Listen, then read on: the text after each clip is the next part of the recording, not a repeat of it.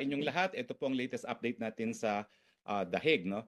Lilinawin ko lang po yung mga lumalabas na report, hindi po magiging abogado ng presidente si VP Sara dahil sa saligang batas natin ay mayroong pagbabawal sa pag-practice ng propesyon.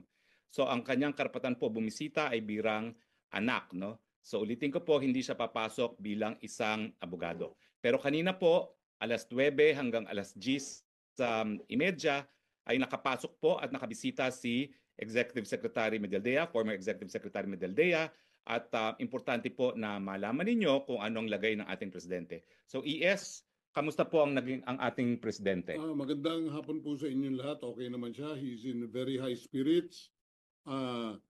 Ano lang siya, naiisip niya mga sumusuporta sa kanya. Nagpapasalamat siya sa inyong lahat. Ituloy niyo lang ang dasal. Isa sa medyo namimiss niya yung kanyang usual na kinakain, yung tuyo, yung munggo, at higit sa lahat, yung piniritong saging. Yun ang nawawala sa kanya.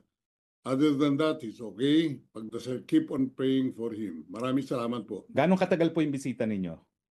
Siguro effectively mga 1 oras lang. Kasi maraming protocol ho pagpasok, pero sumusunod tayo sa proseso nila. Oh, ano naman pong itsura ni Presidente Maganda naman ang Duterte? itsura niya. Medyo nakahabol na ng konting tulog. Yun, okay naman. Meron ba po siyang mensahe para sa mga nagmamahal sa kanya dito sa buong mundo? Tinanong ko siya niyan. Sabi niya, mahal na mahal ko kayong lahat.